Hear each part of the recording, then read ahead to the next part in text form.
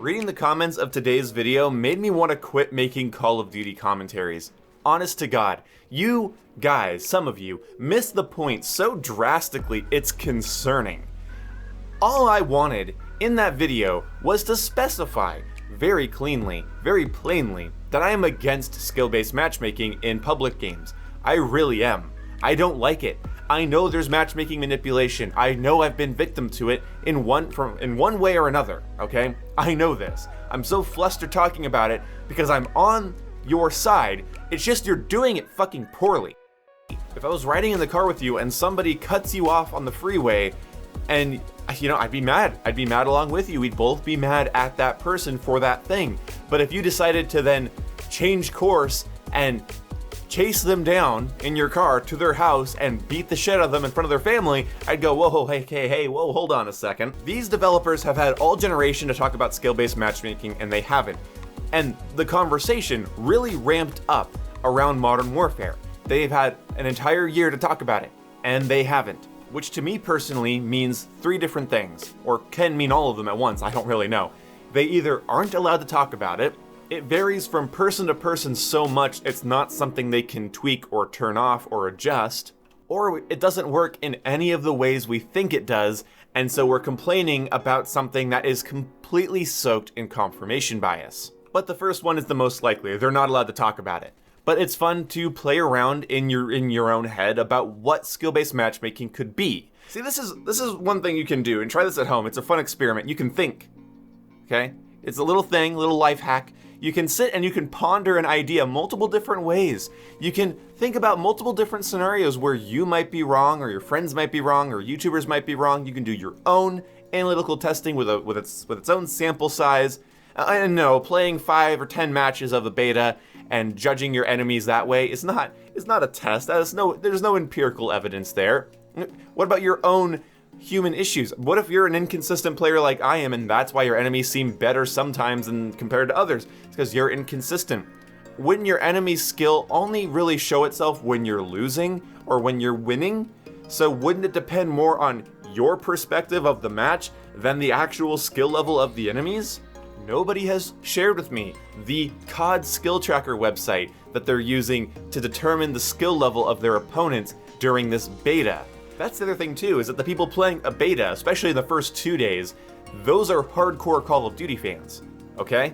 And even now that the beta is open, it's more likely you're gonna run into a Call of Duty fan, more than you are a random Joe Schmo, I guess I wanna play a shooter game in the evening kind of guy. So your testing's already tainted, in my opinion, until after Christmas. Because after Christmas is when a lot of people start to have the game that maybe they're not the biggest COD fan, they're more of a casual enjoyer of the series, then they get it. A lot of them don't go out and spend $60 at launch, okay? That's just not a thing that happens. But if I wanted to think about this even further, it might actually be the first big sale that Cold War gets on Xbox and PlayStation and PC that brings in a group of players. Like when they knock $20, $25 off of it later into 2021, that might be when a lot of casual players join in. In fact, I noticed a bit easier matchmaking, just personally. Again, this is just my personal experience. I don't know anything about the numbers behind this, but after Modern Warfare had a pretty hearty sale on Xbox and PlayStation, I did notice I was getting into a couple easier lobbies, but then again, they could have just been easy because I was doing really well that day. I don't know. The problem I have with the Call of Duty community is they're not willing to play with any ideas surrounding skill-based matchmaking. It exists and it's out to kill you, and that's the long and the short of it. Like, it's this completely binary way of thinking. Turn it off, or it's killing my experience. It makes the game unplayable, or you can just turn it off. And it's like, this is skill-based matchmaking. So the people you're fighting are also individuals that have their own problems and their own insecurities and their own inconsistencies, and I'm sorry, they're not numbers. We're not playing against bots here. It's not pairing you up with an AI that has your accuracy rating. You're paired up against somebody that probably fits some parameters of your skill, whether it's time played, your rank, your score per minute, your KD, your win-loss, or some other phantom stat we don't know about. But either way, it's not going to be somebody that just automatically wins. I think if you get into your own head and bitch about skill-based matchmaking to yourself the entire time, enemies will start to look difficult, okay? This is how confirmation bias works. This is how our perspectives change. We are creatures of perspective, okay? Our perspective of the situation will change the situation. It's like how when you're raising a child, one of the worst things you can do is use chores as punishment, because then they assume work is something you make them do to spite them. It's seriously a bad idea. You want to have punishments be not related to work, because otherwise kids will start to associate work with punishment, and it makes them a lot less motivated to do things. At least this happens with a lot of kids. So yeah, no, our perspectives completely change the reality of the situation. It changes the context of the situation. So if the context of your games are that they're skill-based matchmaking, these enemies are going to be as good as me, it's going to be a really big sweat fest, then you're going to try too hard. If you relax, if you Bruce Lee this bitch and you be like water, you can kind of go with the flow, and you can maybe see if something stands out of the norm. Then you can detect edge cases, then you can respect and admire and like actually assess your enemy's skill. You see, the idea of phantom matchmaking manipulation does irritate me, but I need hard numbers. I need data. I'm not a moron who's going to go into a video game and decide based on my own subjective experience whether or not there is an invisible force of matchmaking manipulation in a new video game's beta. I'm not a moron, so I'm not gonna do that. Here's what I'm gonna do. I'm gonna say, hey, let's focus on the things we can see, that we can assess a lot more objectively than this sort of phantom matchmaking system that has a massive human element to it. No, let's focus on gameplay mechanics that we can talk about, like nade spam and the score streak system and spawns and map design. Let's talk about that, okay? Let's talk about the fact that there's no linear response curve on controller and how that's going to really hurt my enjoyment of playing the game. Let's talk about that, shall we? And I would understand the frustration about that argument if it wasn't followed up with, let's wait for hard data to come from YouTubers like Exclusive Ace, Drifter, and other content creators that are gonna get together and work to get the most unbiased empirical data we can get. You being asked to wait, pissing you off? That tells me you wanna be angry. We don't know during this beta. We can't do conclusive tests during this beta. Any conclusive test we did do during this beta would be tainted by the fact that it's a beta and things are likely to change before launch. So let's wait until launch and then Christmas. Let's wait for that period of time. But no, you want to be mad now, and if you spam them, it'll change. We have been complaining to various degrees about skill-based matchmaking since 2014. They clearly aren't allowed to say anything. Now, when we get some data that we can shove in the developers' faces, some real, hard data, because you actually care about the franchise, right? You care about the community, right? You actually don't want to be screaming into a void for no reason, right? You want your feedback to be heard, right? Let's wait until we can test it.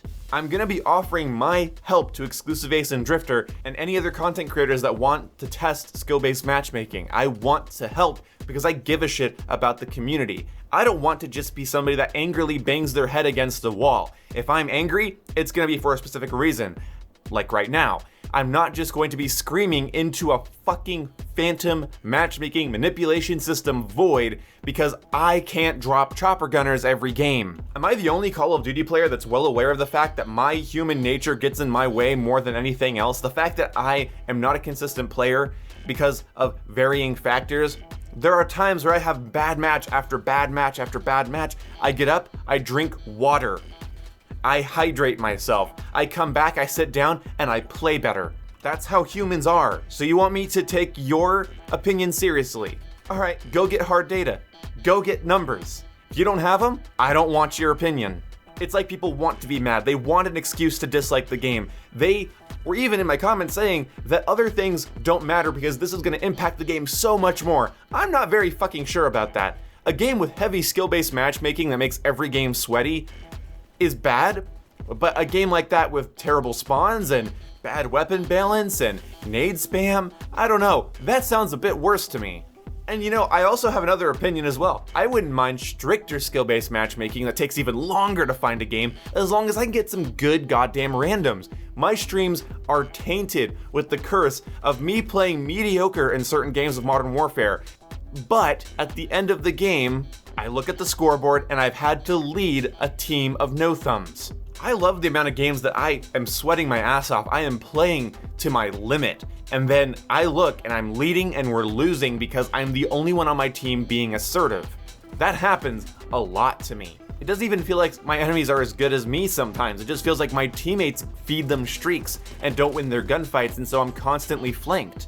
Like when I have 3 teammates on my left side and I'm pushing down the middle lane and then I get killed from the left side because all 3 of them lost their gunfights against 2 people, it's like, wow, if that happens consistently, I'm constantly going to be overwhelmed by my enemies. But I am at least capable of stopping and wondering whether or not my bad teammate situation is also a result of confirmation bias and my own frustrations about my skill and my performance. I don't know. So you guys kind of pissed me off today. I just said wait until we get data, and then we can take this data and shove it in the developers' faces and resume the skill-based matchmaking spam. But right now, I hate the score streak system. I hate the nade spam. I think the hit detection and the connection quality is so bad that it's hard for me to review the game. How do you review an FPS game, again, like when the S part doesn't work very well? I think the game having a heavy headshot multiplier and no flinch is bad. I think it's going to be very frustrating how many times I'm using an underpowered weapon compared to a more fast killing weapon. I shoot first and die first in close range because that person isn't knocked off target at all. They don't have to adjust at all. I don't like the long time to kill when it comes to a lot of players being on an objective at once because I don't have the ammo to take all of them out. And I think keyboard and mouse players are going to mop up console players because going for headshots at a distance is easier with a keyboard and mouse than it is with a controller in a game like Call of Duty where your bullet goes where the dot is. That's why keyboard and mouse I think is great for games like Battlefield or other milsim games, but I don't like it for Twitch shooters with bullets that go exactly where your iron sight was when you pulled the trigger. My problem with you guys that were in my comment section completely mishearing me is that you didn't just mishear me, you chose to ignore it, because I made it incredibly clear that I don't like skill-based matchmaking and we should share our feedback about it, but you're not willing to wait for hard data? I don't know, man. Patience is a virtue. If you're not willing to wait, I'm not willing to listen to you. So yeah, that ends this cheery video. I'll see you when I see you. Goodbye.